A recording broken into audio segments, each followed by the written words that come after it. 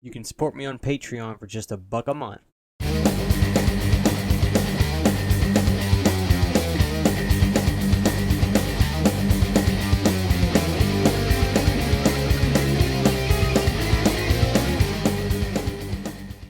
What's up, ladies and gentlemen? Christian Hanna Horror here today. Today, guys, I wanted to give you guys a retrospective, my thoughts on the whole Halloween franchise as a whole.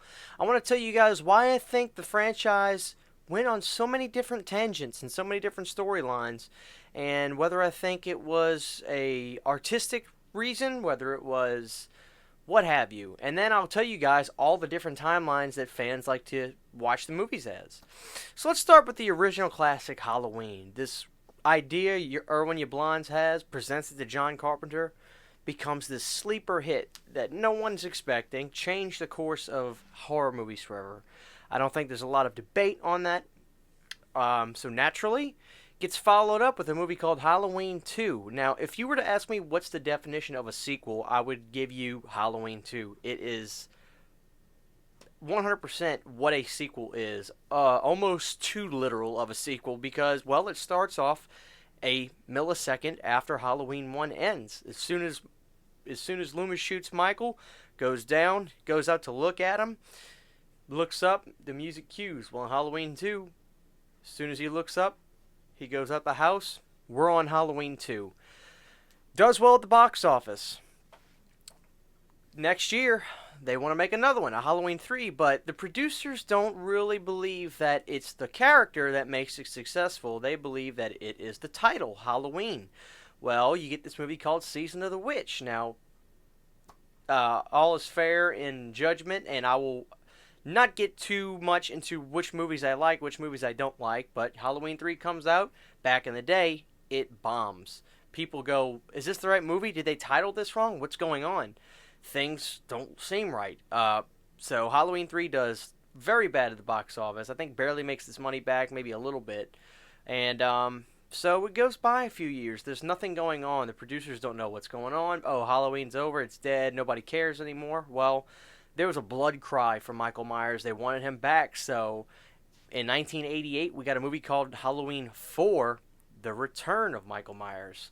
And it does fantastic at the box office. The producers realize, everybody realizes, okay, it's Michael that makes this thing work.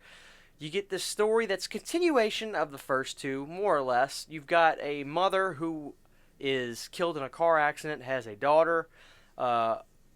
The mother, being Laurie Strode, has her daughter, and now Michael is after that little girl. Most fans were good with that storyline. It's a continuation. They like it. And another year goes by. They make a movie called Halloween 5. Now, this is where things start to take that turn to where it's not just mouse runs away from cat. We've got this now sideways tale of this thorn. There's a big hint at this in this movie. And the wild thing is that from what I've read and what I looked up, no one really knew who the Man in Black was when they were filming Halloween 5. It was just one of those weird things that was in the movie.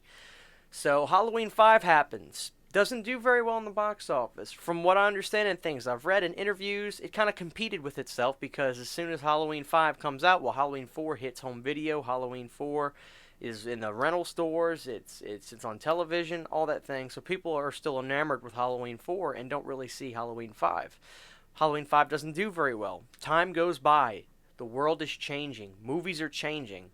And mid-90s, there is a slight resurgence with these characters. We just had Jason Goes to Hell, the resurgence of Friday the 13th. We just had a new Nightmare, which is the resurgence of a Nightmare on Elm Street franchise. And now Michael Myers comes back. We get this movie called The Curse of Michael Myers. And it is not probably what a lot of people expected.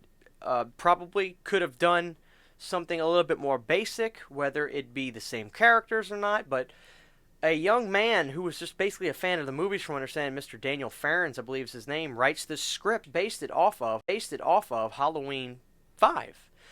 Taking the character of the Man in Black to new levels and really diving into that story. Well, the movie comes out, for reasons that are probably debatable, fails at the box office. Well, The story's getting weird. You're losing all characters that were in the previous movies. Danielle Harris was going to be in the movie, but didn't, based off of a budgetary issue. She just wanted a little bit of more money. They didn't want to give it to her. So, Halloween 5 comes out. Whatever you guys want to blame it on, whether it be the writing, whether it be lack of interest, it doesn't fare well in the box office. And there's a whole other video I could do on what happened with the cutting of that movie. Obviously, we all know now that the famous producer's cut is out to the public, which was the full idea. But the producers kind of wanted to tame it back and take out a lot of this stuff in the original cut. So there was a lot. It was a failure from the get-go, so to speak. Once again, I'm not saying that I dislike any of these movies. I love all the Halloween movies. So Halloween 5 happens. Well, what happens a few years later? Halloween H2O. Now, this is where things get interesting. Why did Halloween H2O happen? Do you really think it was more so, okay, it's 20 years later, we need to make a movie about the original, or was it Halloween is dying? Halloween is bleeding fast. We need to fix this. What should we do?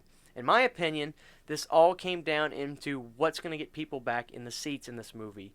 We have to do something different. So, Halloween H2O happens. Jamie Lee Curtis gets on board. A payday for her, as she stated. We go back to basics. We're ignoring everything. Few times in movie history has something like this happened, where we are ignoring everything that's ever happened before and going back. So, Halloween H2O happens. It's a huge success. It is a huge success. It's back to Jamie and Michael. The fans go crazy. But it's a more updated version of the original because it's 20 years later and continues that story. So what happens when a movie does very well at the box office and makes money? Well, you make a sequel to it. So what comes next? Halloween Resurrection. And probably still made a good bit of money from what I remember looking up, but the reception of it was not very good. The reviews were not great. The reviews for Halloween H2O were fairly well. It was a well-made movie. Kept you on the edge of your seat. The acting was great across the board. So there you go. But they tried to basically keep that same style in Resurrection, but not as inspired. The blood cry had happened. We've got H2O. So this movie, Halloween Resurrection, comes out. Doesn't fare well critic-wise. And it dies. Halloween is dead. Some years go by, nothing happens. Miramax is in charge of this. They're saying, what should we do? This Resurrection is a mess. How can we go from there? So they bring in a man called Rob Zombie. Now, Rob Zombie comes in, doesn't know what's going on. The Weinstein brothers, Miramax, say, we want to make a Halloween movie. What should you do?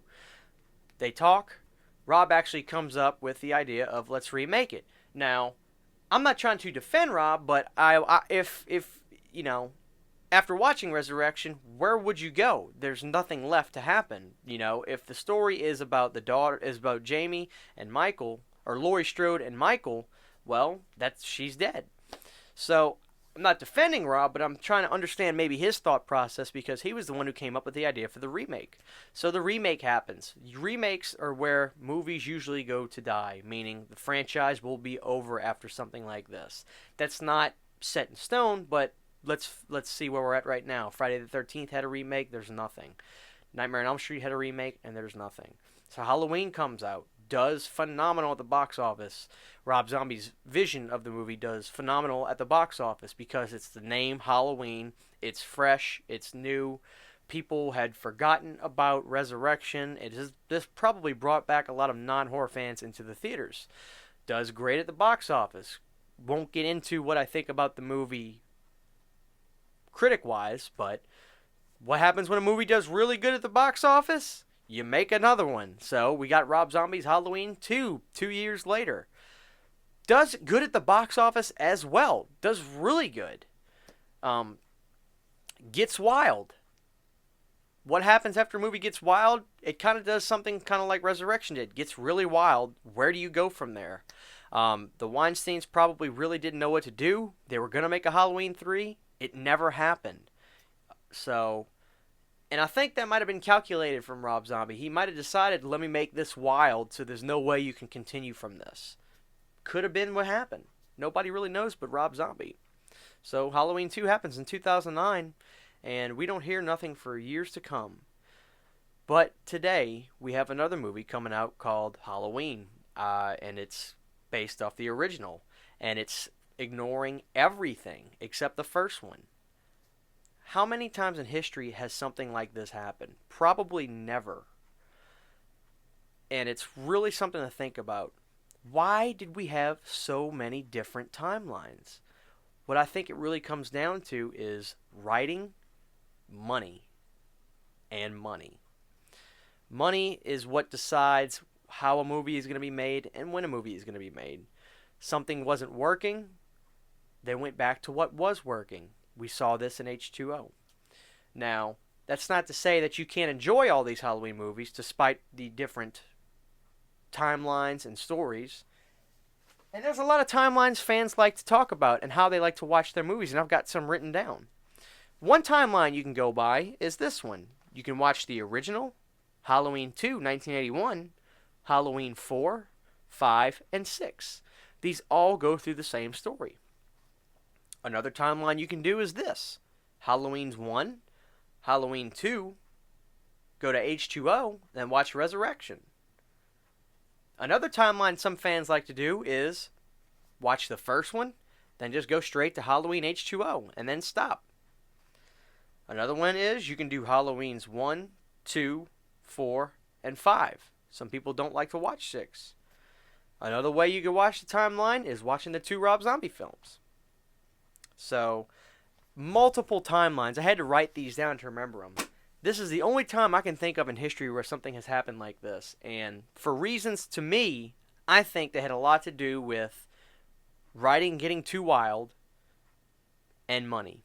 When something stops working, they change it up and they go back to the basics. We saw this with H2O. We're seeing it again now. So, what are your guys' thoughts on this? This was really fun to give you my retrospective on this whole series as a whole, how I think things happen and why I thought things happened. So, this is Christian Hannah Horror. I'd love to know what you guys' thoughts are in the comment section below. Tell me something maybe I skipped or something I haven't brought up. I'm still learning about this franchise every day, and it's something wild. So, this has been real fun. Once again, this is Christian Hannah Horror. Thank you guys for watching this video, and we'll see you next time.